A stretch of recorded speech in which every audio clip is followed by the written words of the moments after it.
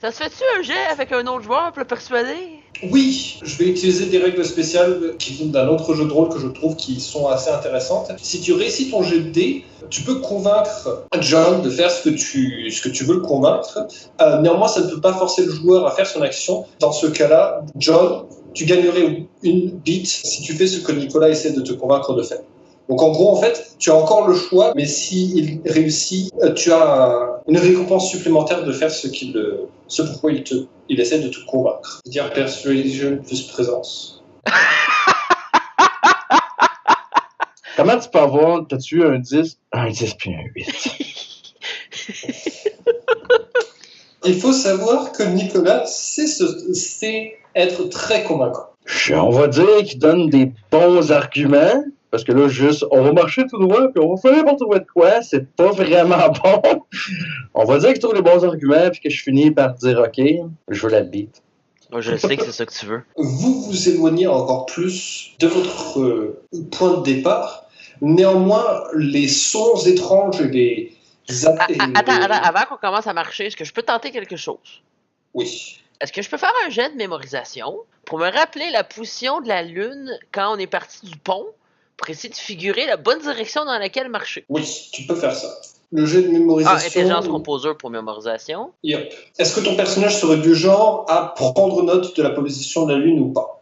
Pas en habitude, non. Je pense que ce serait logique que tu aies un -3 dans ce cas-là. Vous prouvez à John que je suis capable de sortir de cette situation-là. Je vais prendre un willpower pour annuler ça. 4 succès! Regarde, John, la Lune, quand on est parti du pont, était là.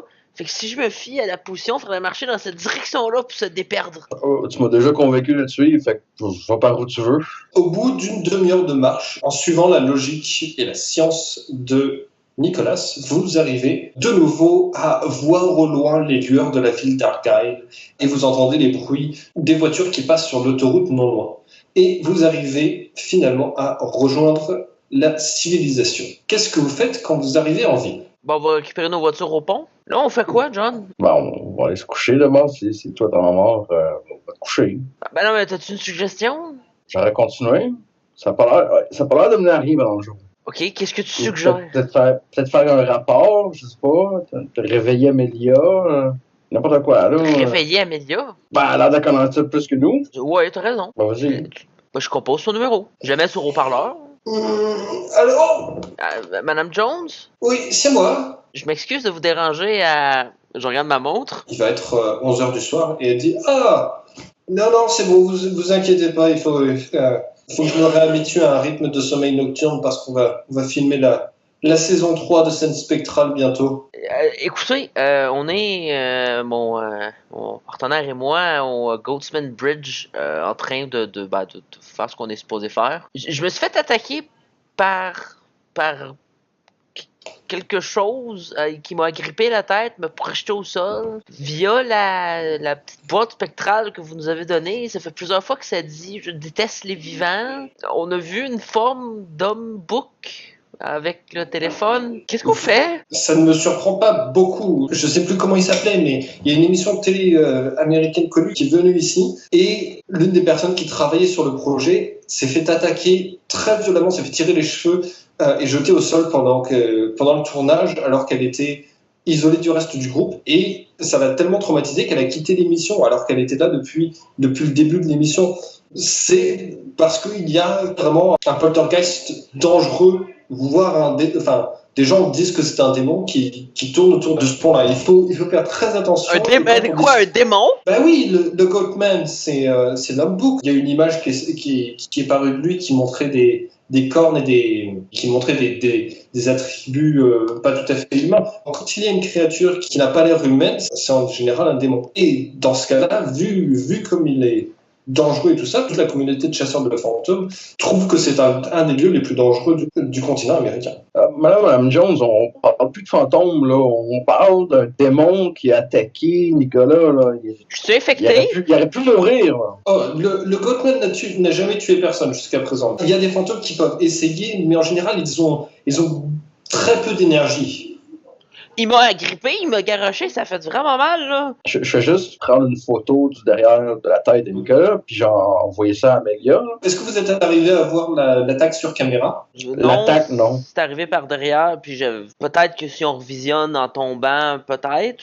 C'est dommage. Mettez-vous en sécurité, assurez-vous que vous avez bien fermé la connexion. Quand on ouvre un dialogue avec des entités comme ça, il faut toujours fermer la connexion On a plus de Ouija. Si vous avez essayé de l'appeler, il faut aussi... On peut fermer la connexion avec la Spirit Box aussi? À chaque fois que vous ouvrez un dialogue avec un fantôme, il faut leur annoncer que vous partez.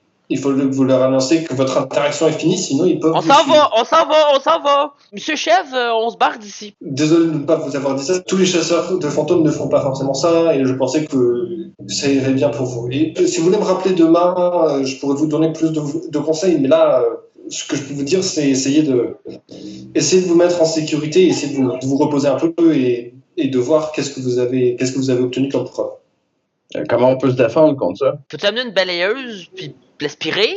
Une balayeuse. Hey, apprenti Ghostbuster. Se défendre, j'ai vu des prêtres et des exorcistes de différentes religions qui m'ont tous dit que le meilleur moyen de se défendre de ces choses-là, c'est de ne pas venir sur leur territoire. Oui, il y a des gens qui prennent de l'eau bénite dans des pistolets à eau, mais en général, les chasseurs de fantômes vont tenter d'avoir des rencontres avec des fantômes, même si ça implique de se faire attaquer. Si on arrive à voir ça sur caméra, ça peut être...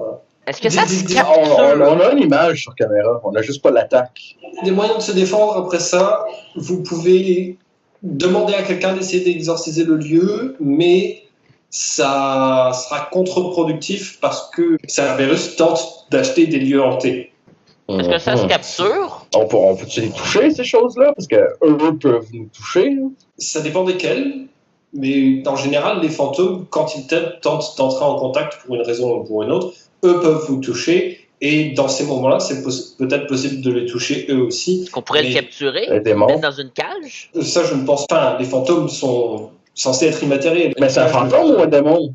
C'est quelque chose d'immatériel. Après, la classification, ça dépend des gens. Des gens pensent que les démons, ce sont juste des fantômes qui ont passé un certain temps dans un lieu maléfique ou qui sont remplis de tellement d'émotions négatives qui viennent de leur vie qu'ils deviennent autre chose, qu'ils se transforment en démons. Et puis, il y a des gens qui pensent qu'il faut pratiquer du satanisme dans un lieu pour y faire venir un démon. Ça va dépendre des lieux, ça va dépendre des gens. Moi-même, j'ai des pentagrammes.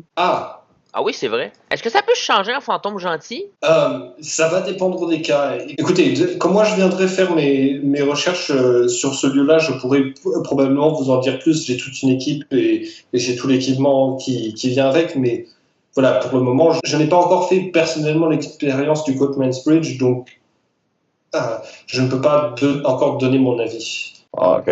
Ben, merci. Merci, désolé encore de vous avoir réveillé. Bonne nuit. Elle raccroche.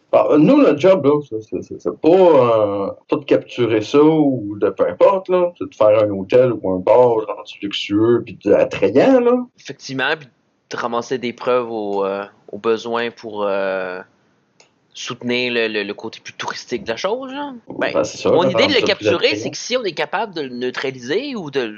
Je sais pas, peut-être que le fantôme pourrait devenir une attraction lui-même, si on peut le rendre gentil. Tu peux retourner, puis parler, puis demander s'il veut faire de l'argent en soignant l'attraction. Tu peux bien y essayer. Hein? Je peux te le dire tout de suite, le malus pour essayer de convaincre le fantôme de se faire de l'argent va être monstrueux.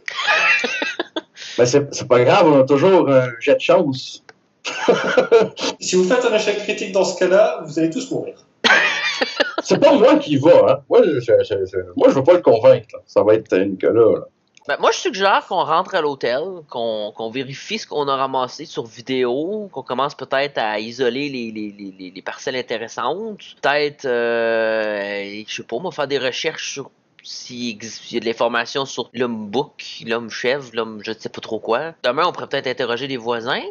C'est peut-être qu'il y a un vieux monsieur qui habite là depuis des millénaires, ben pas lui, là, mais sa famille, qui pourrait peut-être nous donner des témoignages qu'on pourrait recouper pour mettre des pancartes, des trucs comme ça. Je sais pas ce que t'en penses.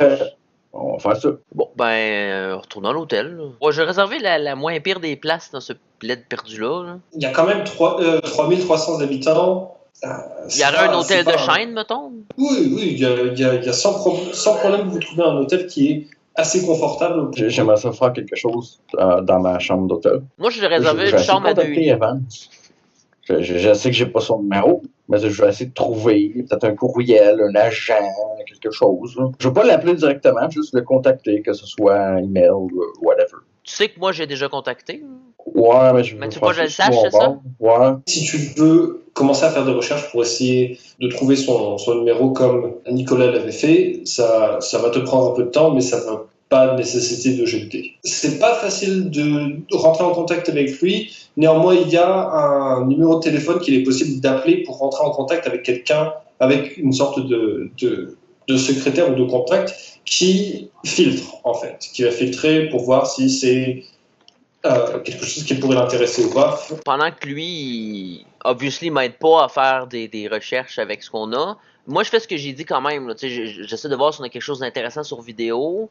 Puis, je vais faire des recherches sur le pentagramme, puis sur l'homme-chèvre. Que je vais arrêter d'appeler homme-chèvre parce que c'est beaucoup moins beau que Goatman. Sur la vidéo, vous êtes arrivé à voir l'image que je vous ai montrée de Goatman. Au moment où tu t'es fait attaquer, il n'y avait rien d'autre qui est visible du moment de l'attaque. Donc, il n'y a rien que tu puisses montrer correctement comme une sorte de preuve. Et tu commences à faire des recherches. Donc, ça va être un jet utilisé Academics plus Intelligence. 2 succès. Donc, sur le Goatman, tu trouves qu'il y avait des rumeurs sur le pont qui datent d'il y a très longtemps. Néanmoins, la plupart des rumeurs ont commencé à devenir de plus en plus présentes vers les années 2000. Et c'est vers ces moments-là que les agressions ont commencé, et que les rumeurs ont pris racine. En plus de cela, quand tu fais des recherches sur le satanisme, tu remarques qu'il y a un site web sur la communauté sataniste de Argyle. Ils ont ce qu'ils appellent un temple. Et il y a une personne à la tête du temple qui s'appelle Joséphine Adams. Et voilà, leur site est assez sympathique, tout en rouge avec une déco un peu... Glauque. Voilà, c'est ça, avec une déco un peu glauque avec des pentagrammes un peu partout.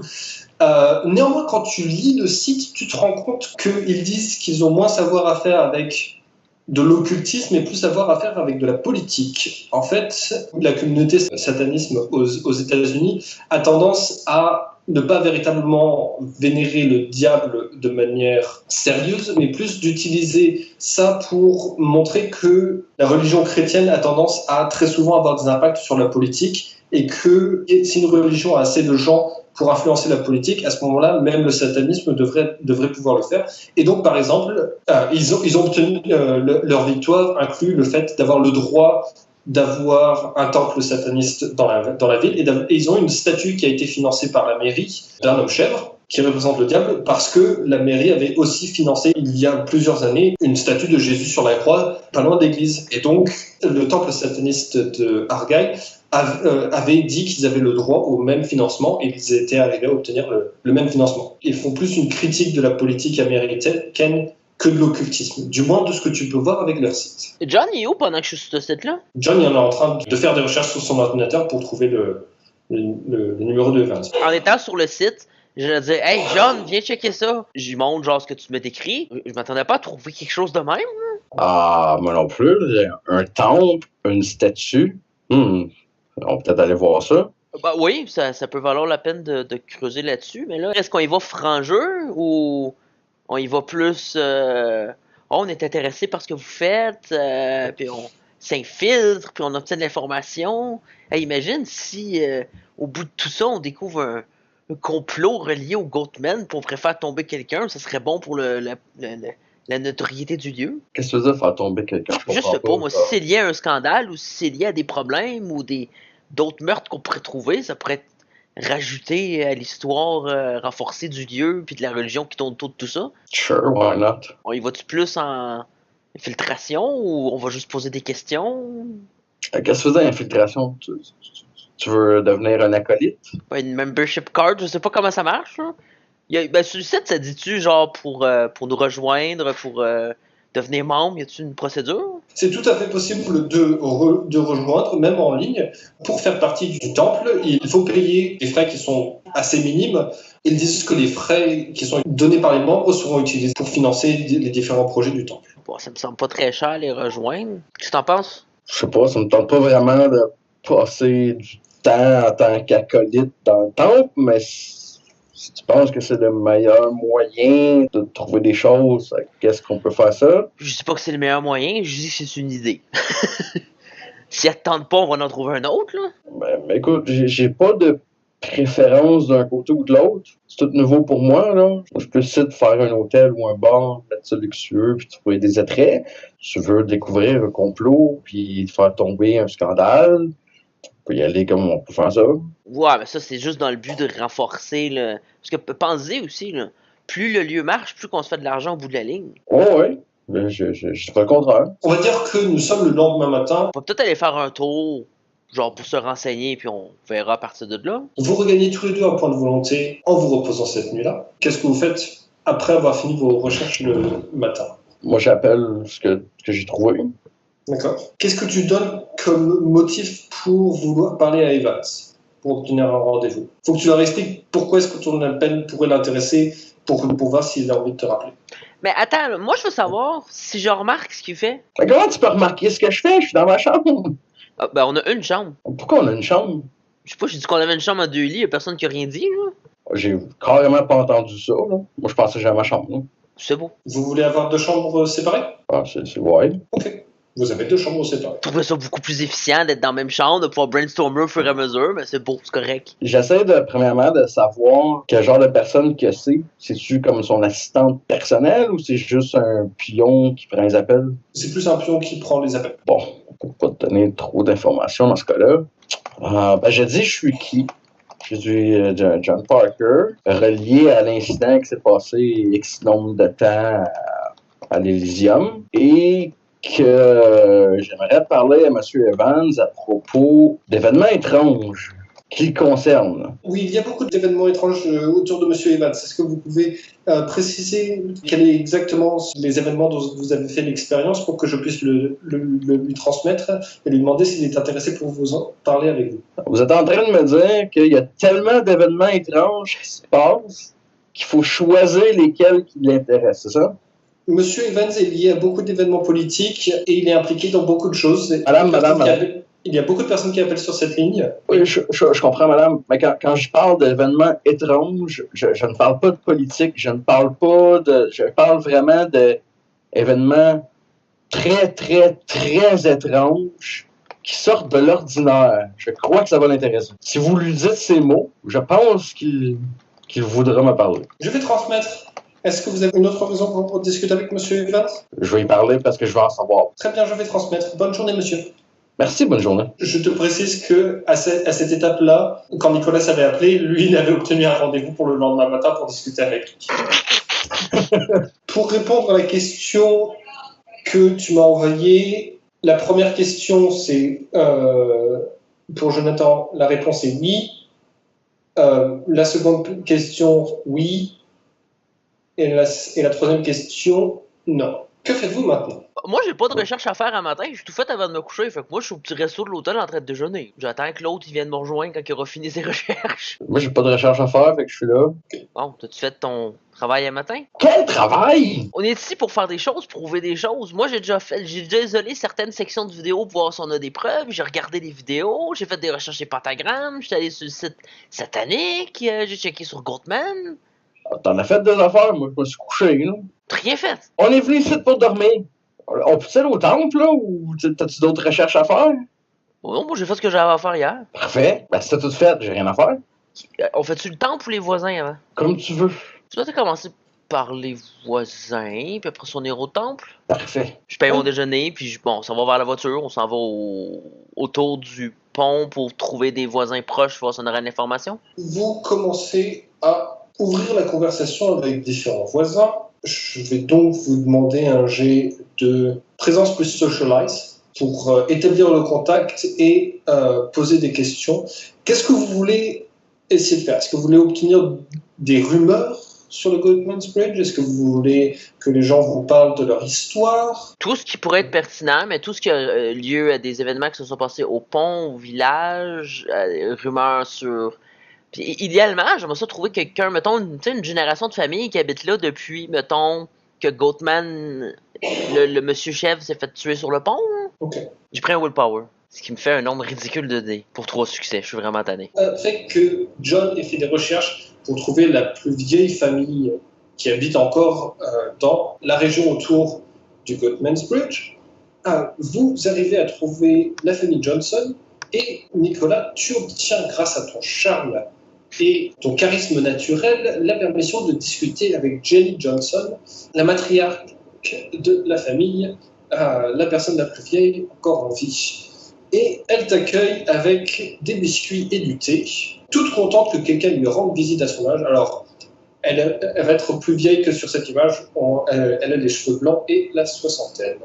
Ah là là, Et au moment- c'est ça que je donnais, la soixantaine avec l'image. Je sais pas, elle a un look puis un air vieux. Moi, à la soixantaine, je ne peux qu'espérer avoir autant de cheveux qui ne sont pas encore blancs. Teinture? Alors donc, Monsieur Black, qu'est-ce que vous voulez savoir sur le pont? Je m'y connais très bien, je suis resté ici depuis très longtemps, et puis, croyez-moi, j'en ai vu qui sont passés par ici pour poser des questions, pour faire leurs petites enquêtes et tout ça. C'est plein de petits genoux très sympathiques en général, je m'y connais. Simon, avant que je réponde à sa question, j'ai un trou de mémoire.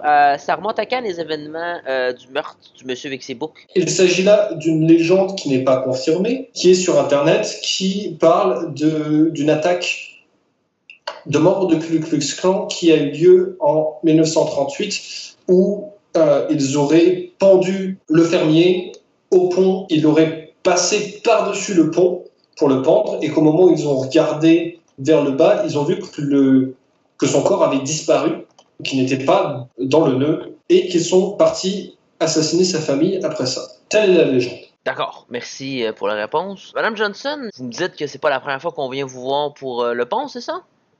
Non, il y a plein de gens qui sont intéressés pour connaître un petit peu les légendes des lieux. En général, ils viennent avec des caméras, et mon fils a fait des recherches sur ces émissions-là et ils n'ont jamais mis mon visage, mais ils ont parlé de certaines choses dont je leur avais parlé. Donc, je suis contente si je peux aider un peu, ça me donne quelque chose à faire de ma matinée. Ça remonte à quand la dernière visite? Je crois, ça devait être en mars dernier. Vous rappelez-vous c'est qui? C'était un beau jeune homme brun et il était bien musclé, mais je me rappelle plus son nom. Mais j'avais remarqué qu'il ressemblait beaucoup à mon ex-mari, Ah, mais plus jeune. je vois. Est-ce qu'il vous a dit pour qui il travaillait, vous rappelez-vous? Ah oui, il m'a dit oui. Et il travaillait pour qui? Je ne me rappelle plus. Écoutez, il y en a beaucoup qui passent par ici. Vous travaillez pour qui? Nous, on travaille pour Cerberus Entertainment. Est-ce que c'est quelqu'un qui est déjà venu vous voir pour cette compagnie-là? Je ne sais pas. Écoutez, il y a de grandes chances que le nom que vous venez de me dire, je l'aurais oublié d'ici ce soir. Bon. Mais c'est parce que les noms, ça ne me reste pas toujours très bien en tête. John, est-ce que t'as encore ta carte de Cerberus avec le logo? J'en ai une de ça. Je pense que John aurait aussi eu une carte à montrer. Je ne sais pas si tu l'as prise avec toi ou pas. Je partis du principe que celle de Nicolas était très visible et que toi, tu l'avais juste dans ta poche quelque part.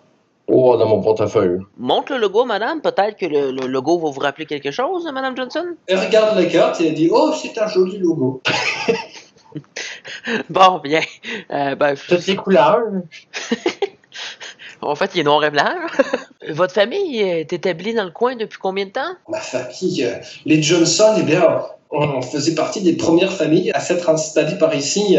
Ça fait plusieurs générations qu'on est là. On dit que les seuls qui étaient là avant nous, eh bien, étaient les natifs, les peuples natifs ok, aborigènes. donc ça fait. Donc vous étiez là quand les événements du pont se sont passés en 1938?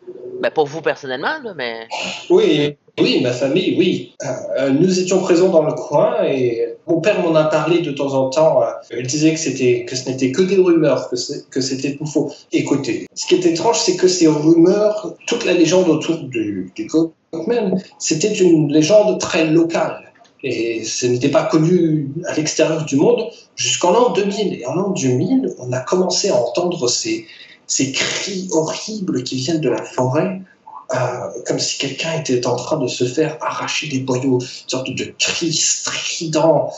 Bref, ça a tout commencé quand c'était un groupe de personnes, des soldats qui sont arrivés en ville, et ils sont restés l'armée un peu américaine? Oh non. C'était des soldats, mais je ne sais pas à quel groupe ils appartenaient. On m'a dit que leur uniforme n'avait pas de logo particulier. Donc, eux ont commencé à arriver après les cris qui ont commencé en l'an 2000, c'est ça?